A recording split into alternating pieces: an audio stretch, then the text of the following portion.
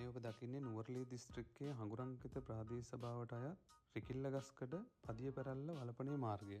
එතකොට දැනට තැන්නිකුඹර ඉඳලා රිකිල්ලගස්කඩ දක්වා යන පාර එක මන්තීරුවක් විවෘත කරලා තියෙනවා සාමාන්‍ය මිනිසුන්ගේ එදිනදා කටයුතු කරගන්න. ඒතර දැනට රිකිල්ලගස්කඩ ඉඳලා පදිය පෙරල්ල පැත්තට යන මේ පාර දැනට පවතින්නේ කඳුර කඩේ. ඒ කියන්නේ පදිය පෙරල්ලට කිලෝමීටරයක් විතර දුරින් දෙහිපේ පහු කරගෙන යනකොට කඳුර කඩේ කියන ප්‍රදේශයේ තමයි එක පැත්තක් දැනට මාර්ගය විවෘත කරගෙන යනවා.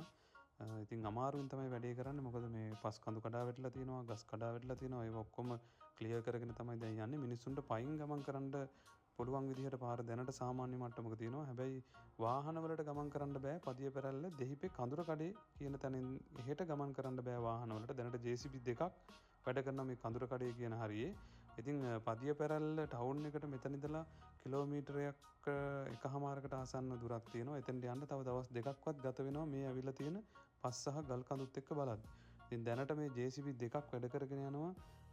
නොනවත්වාම එක දිගටම වැඩ කරනවා මේගොල්ලෝ. ඉතින් මේ RD එකත් පුදුම මහන්සියක් දරනවා මේ වැඩේ කරගෙන යන්න. ඊට පස්සේ ඉලෙක්ට්‍රිසිටි බෝඩ් එක ඉතින් සෑහෙන මහන්සියක් දරනවා. මොකද ඇවිල්ලා තියෙන පාරට ඇවිල්ලා තියෙන ලොකු විශාල ගල් තියෙනවා. ඔබට පේනවා ගල් තියෙනවා. පස් තියෙනවා. මේ බලන්න ඔබට මේ වගේ පේනවා. ඉතින් මේ ගමනාගමනයේට බොහොම බාධායල් වෙලා තියෙනවා. විශේෂයෙන්ම වලපනේ පැත්තට යන්න කවුරු හිතාගෙන ඉන්නවනම් දැන් මෙන්න එපා. අඩුම මාසයක්වත් යයි මං හිතන විදිහට මේ පාර ක්ලියර් වෙන්න මේ තියෙන විදිහට.